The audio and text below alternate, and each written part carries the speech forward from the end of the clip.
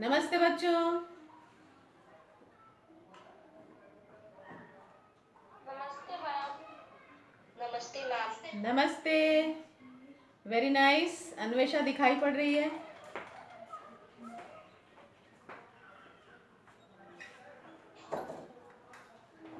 और भी कोई कोई अपना चेहरा दिखा दो भाई। बच्चों का चेहरा देखने के लिए हम लोग भी तो परेशान रहते हैं।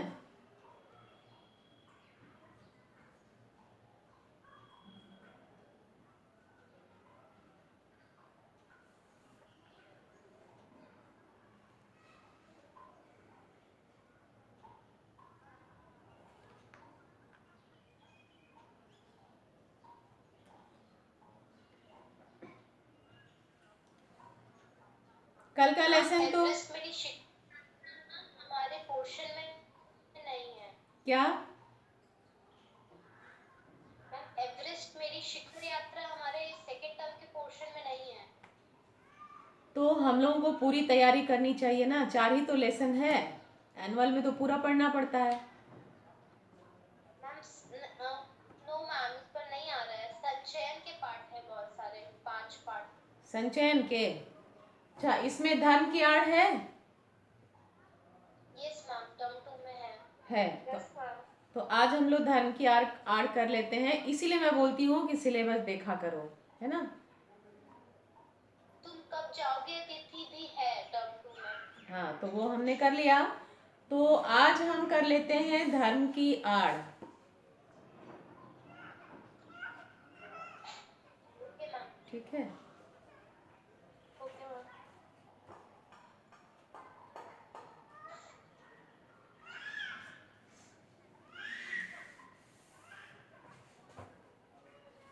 एक बार पाठ तो हम लोग पढ़ चुके हैं। अब यहाँ पाठ का सार कुछ छोटे छोटे उपशीर्षक के साथ हम पढ़ते हैं ताकि ये कुछ और ज़्यादा स्पष्ट हो जाए। ठीक है, इसे आप ध्यान से सुनिएगा जैसे आप कल सुन रहे थे। सब काम हम लोग ज़्यादा काम मौखिक करेंगे।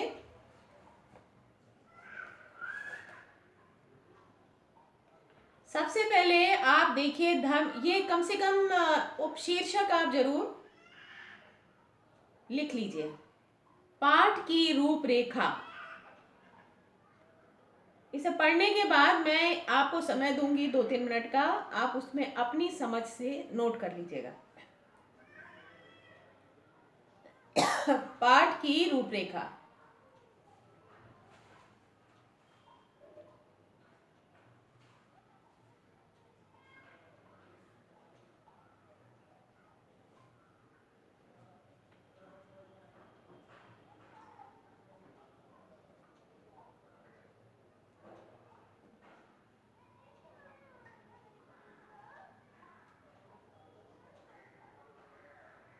तैयार सब लोग?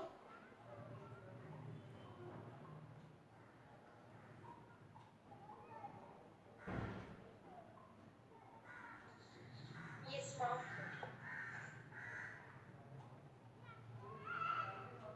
मैं पढ़ रही हूँ, ध्यान दीजिएगा। धर्म के आड़ शीर्षक है, लेकिन वास्तव में ये धर्म जो हमारे मर्म से, हमारे मन से, मानसिकता से, जीवन में व्यवहार से जुड़ा हुआ है, उसके अनुसार ये बातें आपको कही गई हैं। प्रस्तुत पाठ धर्म के मर्म से संबंधित एक प्रभावकारी निबंध है। इस निबंध में लेखक ने धर्म के विभिन्न आयामों तथा पक्षों को स्पष्ट किया है।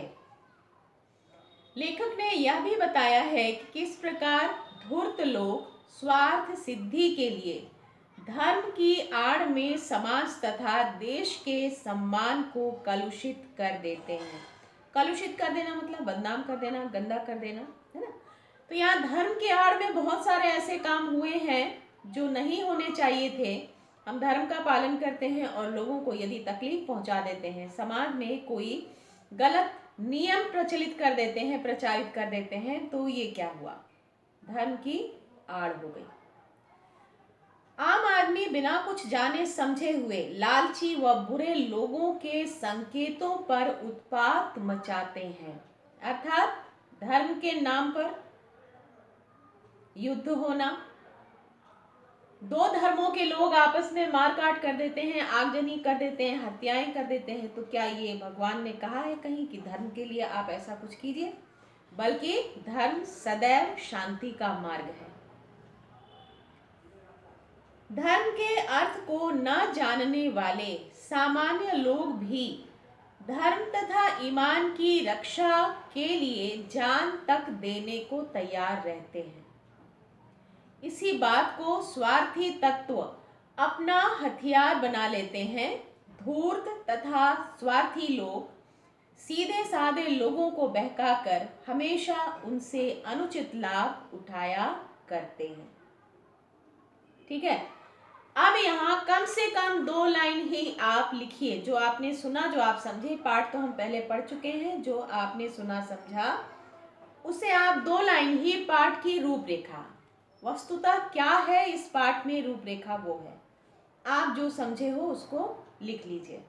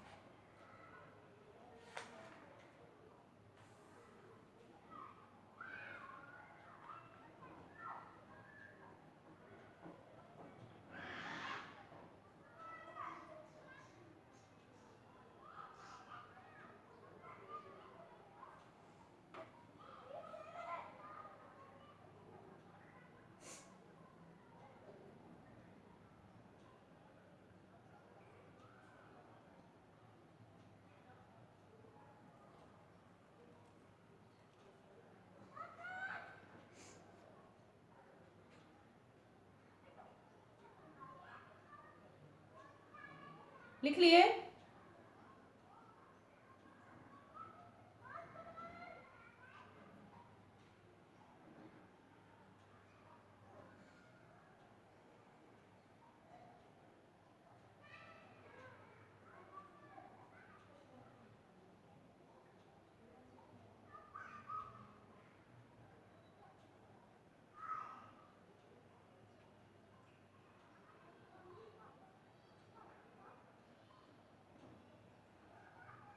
हो गया?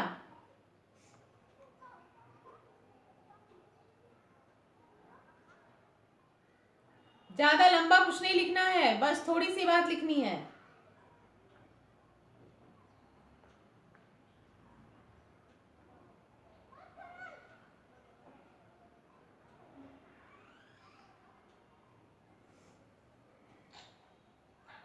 मैम बोले। हाँ बोलो। प्रस्तुत पाठ में हमें लेखक ने धर्म की वास्तविक परिभाषा से अवगत कराया है। वो कहते हैं असली धर्म हमें नैतिक मूल्यों वाला और शुद्ध आचरण वाला बनाता है। हाँ,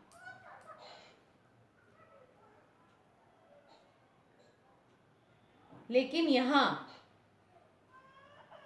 शीर्षक है धर्म की आड़ बनाता है, लेकिन धर्म के आड़ में अनैतिकता का भी प्रचार किया जाता है।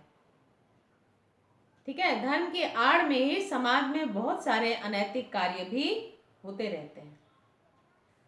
चलिए, अब पाठ के सार को, मतलब मुख्य बातें इस पाठ में क्या है, सार, संक्षिप्त, समरी, उसको 7 बिंदुओं में हम समझेंगे। 7 पॉइंट पर हम उसको समझेंगे।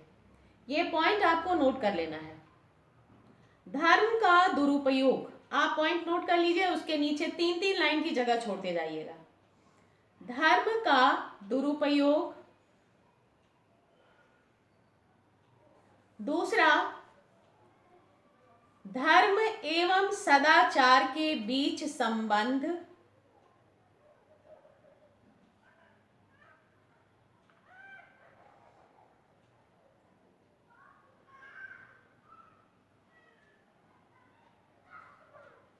तीसरा, हम धर्म एवं सदाचार, सदाचार के बीच संबंध।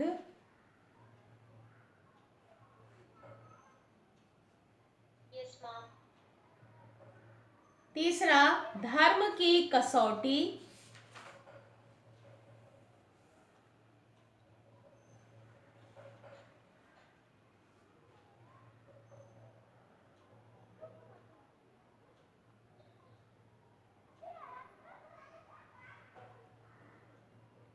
चौथा, सच्चे धर्म से भटकाओ।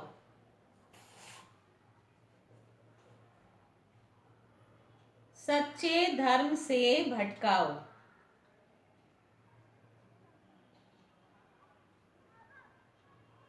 पांचवा, धर्म के नाम पर शोषण। शोषण कैसे लिखेंगे जरा ये बता दीजिए। कौन कौन से स का प्रयोग है यहाँ? मैम तालव्य श और मूर्धन्य श दोनों। तालव्य श, ओकार श श, मूर्धन्य श, ण।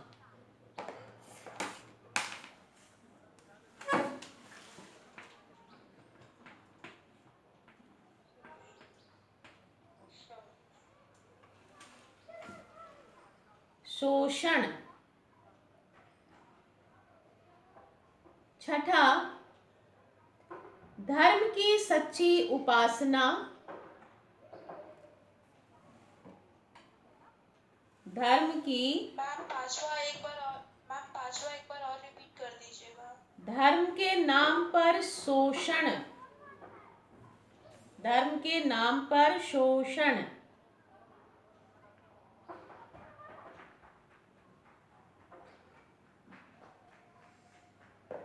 धर्म की सच्ची उपासना।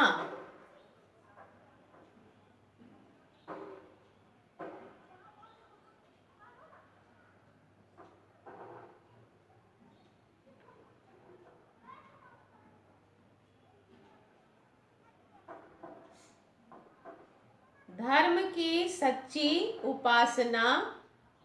सातवां, गांधी जी के धर्म संबंधी अवधारणा।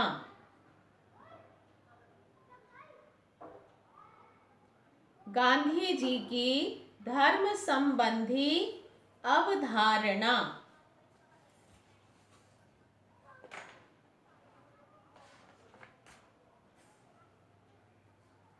मैम सातवां एक और बार रिपीट कर दीजिए। गांधी जी की धर्म संबंधी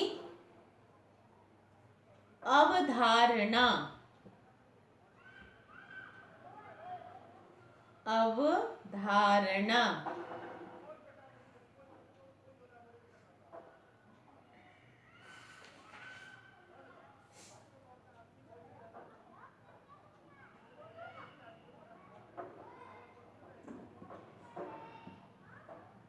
लिख लिए? अब इन बिंदुओं पर मैं आपको इनका मैं विश्लेषण दे रही हूं, आप उसको और छोटा करके अपने में लिख लेंगे। पर ध्यान से सुनिए। पहली बिंदु, फर्स्ट पॉइंट, धर्म का दुरुपयोग। धर्म के आड़, शीर्षक से ही पता चल रहा है कि आड़ में इसमें छिपकर बहुत सारे अनैतिक कार्य किए जा रहे हैं। समाज को, युवा वर्ग को, जो अशिक्षित हैं उनको भटकाया जा रहा है। उनको धर्म के नाम पर जान देने के लिए भी विवश कर दिया जा रहा है। उनको ऐसा लगता है कि हम स्वर्ग में जाएंगे या मेरा जीवन सफल हो रहा है। लेकिन धर्म इसके लिए नहीं है। धर्म नैतिकता के साथ एक विकसित समाज में, राष्ट्र में जीने के लिए सहायक होता है।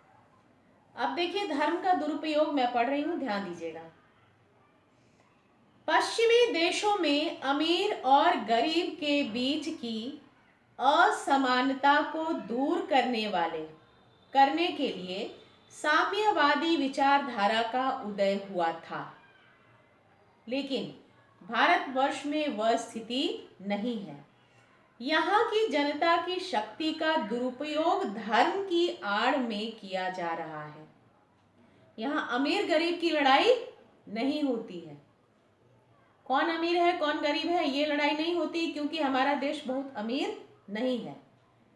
यहाँ 3 वर्ग में एकदम स्पष्ट रेखा बनी हुई है और लोग उसी के अनुसार जीवन यापन करते हैं। तो यहाँ किसी साम्यवादी की कोई बात नहीं चली। यहाँ धर्म के आड़ में दुरुपयोग किया जाता है, जिसका फायदा कुछ स्वार्थी लोग उठा रहे हैं।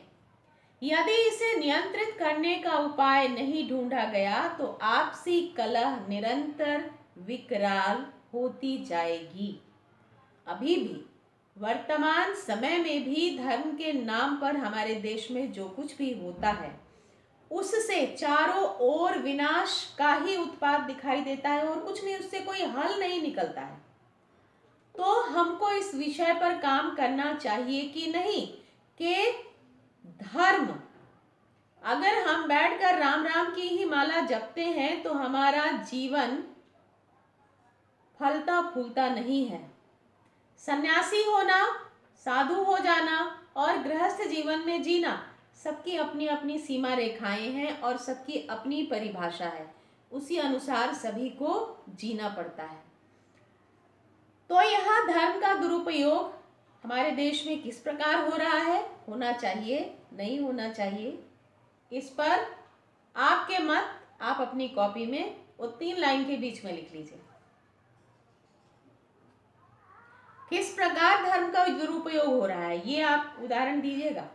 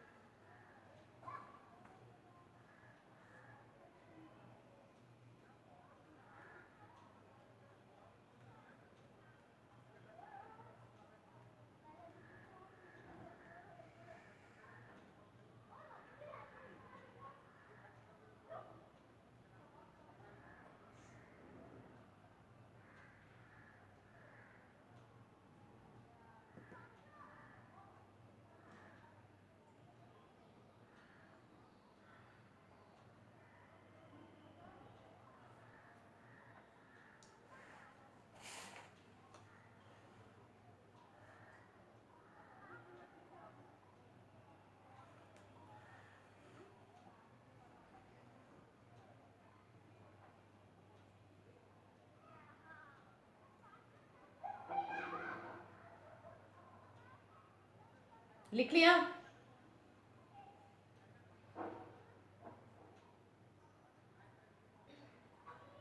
Yes ma'am. क्या लिखा ये बता दीजिए।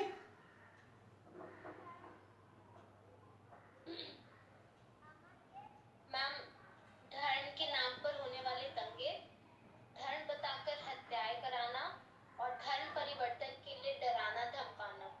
हाँ ठीक है। और किसने क्या लिखा?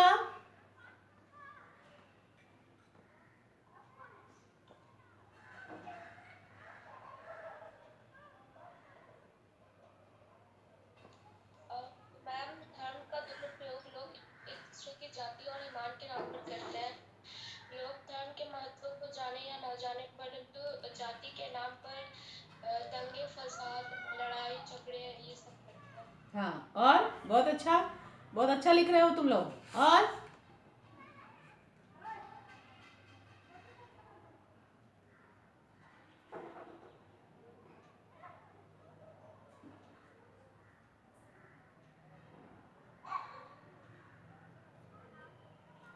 चलो आगे बढ़ते हैं, दूसरे पॉइंट पर आते हैं। धर्म एवं सदाचार के बीच संबंध। लेखक के विचार से धर्म की उपासना के लिए सभी को स्वतंत्रता प्राप्त होनी चाहिए। हमारे देश में सभी को ये अधिकार मिला हुआ है कि आप जिसकी पूजा करना चाहते हैं करिए, जिस धर्म को मानना चाहते हैं फॉलो करना चाहते हैं कर सकते हैं। धर्म निरपेक्ष देश हमारा कहा जाता है यहाँ हम जबरदस्ती किसी के ऊपर कोई धर्म थोपते नहीं हैं, ठीक है। धर्म का संबंध आत्मशुद्धता तथा सदाचार से होना चाहिए, क्योंकि सच्चा धर्म यही है। इसे आपसी टकराव या दूसरों की स्वाधीनता की हानि के लिए उत्तरदायी नहीं बनाना चाहिए। यदि कोई इस प्रकार से धर्म का उपयोग करता है तो वह केवल धर्म का ही विरोधी नहीं बल्कि देशद्रोही भी है। इसमें स्वाधीनता संग्राम के उन दिनों को सबसे बुरा माना गया है जब इसमें मौलवियों और धर्म गुरुओं का हस्तक्षेप आवश्यक समझा गया, क्योंकि इन्होंने लोगों को मजहबी प्रपंच तथा उत्पात भर दिया। ठीक है, जब तक पूजा कर रहे हैं, जब तक भगवान को मान रहे हैं, उनकी उपासना कर रहे हैं, तब तक तो सब कुछ सही है। लेकिन जैसे ही मौलवी या धर्मगुरु साधु कोई भी सामने आए, पंडित, उन्होंने धर्म की परिभाषा जैसी बता दी, जैसी रूपरेखा उसकी बता दी, लोगों के दिमाग में वैसी बात आ गई कि इसकी रक्षा के लिए भी हमको कुछ करना पड़ेगा। भगवान की रक्षा के लिए हमको क्या करना पड़ेगा? वो तो समस्त प्राणी सृष्टि की रक्षा वही करते हैं। उनकी रक्षा के लिए हमें ऐसे कोई काम नहीं करने की जरूरत है जो आपस में ही युद्ध का कारण बन जाए, मार काट हो जाए, एक दूसरे को तकलीफ देने लग जाए। ठीक है, लिखो।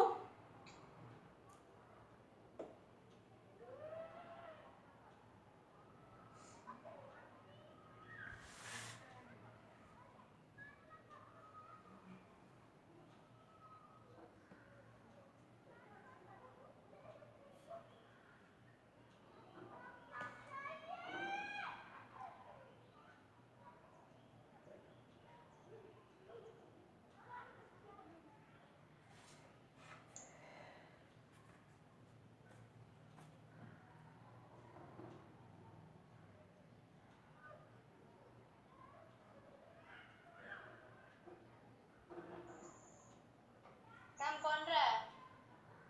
हाँ,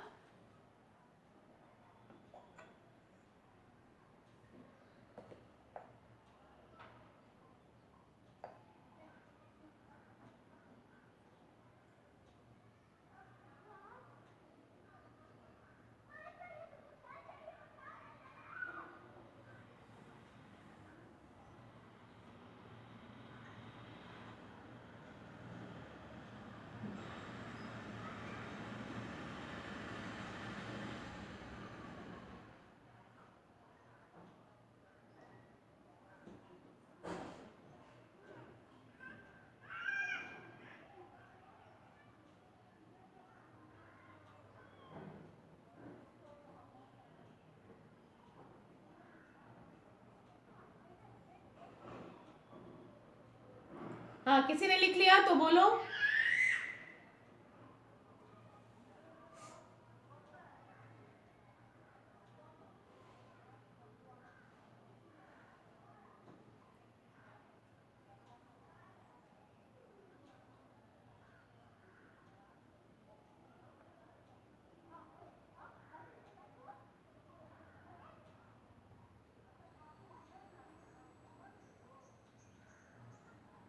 मैम, धर्म सदा शुद्ध आचरण को ही बढ़ावा देता है। जो धर्म हमें एक अच्छा व्यक्ति बनाना सिखाए वही वास्तविक धर्म है और हमें दयालु तथा, मैम सिंपैथी का हिंदी क्या होता था? संवेदना, दया, संवेदना। मैम संवेदना और जैसे सहानुभूति। यस मैम, जो हमें सहानुभूति तथा जो हमें सहानुभूति देना सिखाए और करुणामय बनाए, दयालु बनाए, वही धर्म है। और कोई?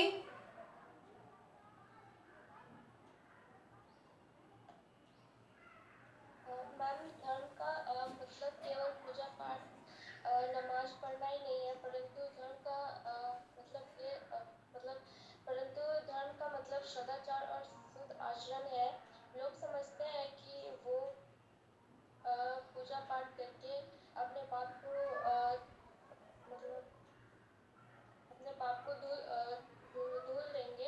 धो सकेंगे, परंतु पाप को धो सकेंगे। अ, परंतु अ,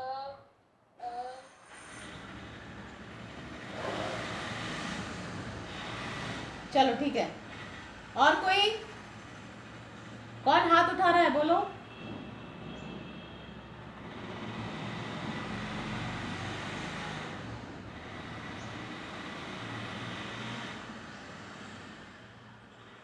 क्या कोई दिक्कत आ रही है?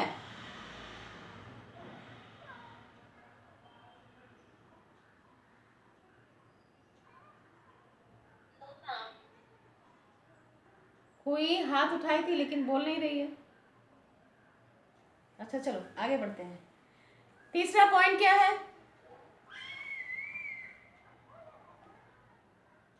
मैम धर्म की कसौटी। धर्म की कसौटी।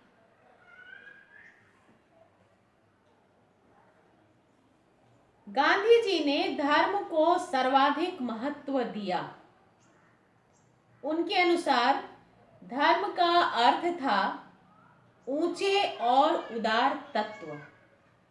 ऊंचे और उदार तत्व क्या होगा? मानवता, अजान देने, शंख बजाने, नाक दबाने एवं नमाज पढ़ने का नाम धर्म नहीं है। हम अपनी इच्छा से धर्म के लिए अपना आचरण अपनाते हैं। जैसे आप किसी को देखते हो कि सुबह उठ के सबसे पहले स्नान करने के बाद पूजा पाठ ध्यान करना उनके जीवन की चर्या है, जो कि काटा नहीं जा सकता, बदला नहीं जा सकता। इस पर उनसे कोई बहस भी नहीं किया जा सकता। कितने लोग दिन के 2 बजे तक 1 बजे तक भूखे रह जाते हैं, क्योंकि काम निपटाने के बाद अपने ठाकुर जी को भोग नहीं लगाया, तब तक वो कैसे खाएंगे? ठीक है, अब ठाकुर जी सिर्फ मेरे ही घर में आके बैठ के खा रहे हैं, भूखे हैं, ऐसा सोचना क्या है? मेरी अल्पज्ञता है, यानी मेरे ज्ञान में कमी है। धर्म का स्पष्ट चिन्ह शुद्धाचरण करना एवं सदाचार का पालन करना है। जैसा अभी अन्वेषा ने बताया, दया, सहिष्णुता, मानवता की भावना, ये सदाचार है। इनका हम पालन करें। किसी को परेशानी में देखकर हम उसकी सहायता करें, किसी की कमी को हम पूरा करने की कोशिश करें। कहा गया है कि आपके पास यदि 1 रोटी है और कोई भूखा सामने आ जाए तो आधी रोटी उसको शेयर कर दो, ठीक है ना? इसी तरह हम अपने लिए सहायता जुटा लेते हैं। आज हमने किसी के लिए किया है, कल कोई मेरे लिए भी कर सकता है। अब जरूरी नहीं है कि हमको रोटी की ही जरूरत पड़ेगी, ठीक है ना? जरूरी नहीं है। आज आपकी फ्रेंड टिफिन लेकर नहीं आई है, आपने उसे अपना आधा खाना दिया, तो आप ये उम्मीद मत कीजिए कि ये आधा खाना फिर हमको लौटा ही देगी। नहीं, ये आधा खाना नहीं। सहायता किसी प्रकार की हो सकती है। मान लीजिए आज आप स्कूल चले आए और वापस जाने के लिए आपके बैग में अब 5 रुपया भी नहीं है। उस सहेली ने आपको किराए का पैसा दिया, ठीक है? तो सहायता की परिभाषा नहीं है कि मैंने आपको रोटी खिलाई तो आप भी मुझे रोटी खिलाइए। मैंने किसी को उसकी जरूरत पर कैसे सहायता की, मेरी कौन सी जरूरत आएगी और मुझे कोई किस तरह सहायता करेगा, इसका पता नहीं है। लेकिन हर आदमी यदि वो धर्म को मानता है तो उसे दूसरों के लिए अपने मन में सहायक भाव जरूर रखना चाहिए। तभी मनुष्य एक दूसरे की सहायता करेंगे और आगे बढ़ेंगे। 2 घंटे तक पूजा करके या 5 वक्त नमाज पढ़कर यदि दिन भर बेईमानी की जाए एवं दूसरों को तकलीफ पहुंचाई जाए तो ऐसा धर्म टिक नहीं पाएगा। धर्म या भलमनसाहत की कसौटी केवल मनुष्य का आचरण होता है। कसौटी का क्या मतलब? आप सोनार के दुकान पर जाते हो तो आप देखते होगे, कभी आपने देखा होगा कि सोना को एक पत्थर पर वो घिसता है, उसको कसौटी बोलते हैं। और उस पत्थर पर पड़े हुए निशान पर फिर कोई और केमिकल डालकर देखता है कि सोना कितना शुद्ध है। तो कसौटी जो है ना वो आचरण की शुद्धता, वस्तु की शुद्धता जानने का एक माध्यम है। तो धर्म की कसौटी क्या है? हम तो किसी पत्थर पर घिसे जाएंगे, मान लीजिए कि कोई ईंटा उठा के ले आओ, मेरी उंगली पकड़ के उस पर रगड़िए कि देखते हैं कि आपके किस रंग का खून निकलता है। अगर लाल निकला तब तो ठीक है, आप आदमी हैं, लाल नहीं निकला तो देखते हैं कि आप क्या हैं। तो भाई हम घिसने देंगे आपको? उस लाल खून के निकल जाने से मुझे कितनी पीड़ा होगी, कष्ट होगा, तो ये काम तो हम नहीं कर पाएंगे। तो धर्म को हम कैसे जांचेंगे? धर्म की कसौटी क्या होनी चाहिए?